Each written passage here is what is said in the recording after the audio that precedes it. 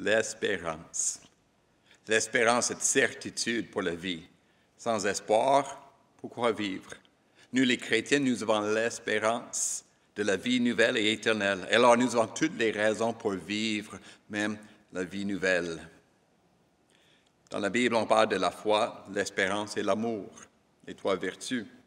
Souvent, c'est l'amour qui est mis en dernier pour mettre l'emphase sur l'amour.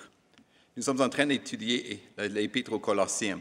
Et en Colossiens, c'est l'espérance qui est à la dernière place pour dire, voici, on met l'accent sur l'espérance. Je suis au Colossiens chapitre 1, le verset 4 et 5, et nous lisons ceci.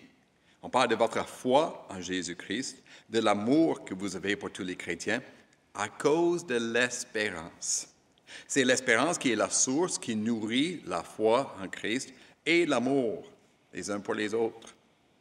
C'est la raison pour laquelle l'apôtre Paul dit l'Évangile, c'est l'Évangile de l'espérance. Le mot espérance, c'est le centre de la bonne nouvelle. C'est au chapitre 3 que l'apôtre Paul décrit cette espérance. Il dit, chapitre 3, 4, « Quand Christ, notre vie, apparaîtra, alors vous apparaîtrez aussi avec lui dans la gloire. » L'espérance, c'est cette gloire, cette vie glorieuse, cette victoire glorieuse de Jésus-Christ, d'une vie nouvelle, éternelle. Or, cette espérance est avec le Christ au ciel. C'est à venir, quand il reviendra. Mais il y a plus. Au chapitre 1, le verset 27, l'apôtre Paul dit ceci, « L'espérance de la gloire, c'est Christ en vous.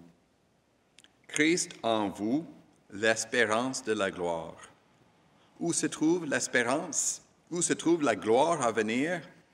Ce n'est pas seulement avec le Christ au ciel à venir, c'est aussi en vous, parce que le Christ est en vous, maintenant, ici sur la terre.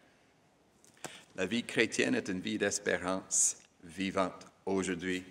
Et puisque nous avons l'espérance en nous grâce à Jésus-Christ, nous avons la foi en lui et nous aimons les uns les autres.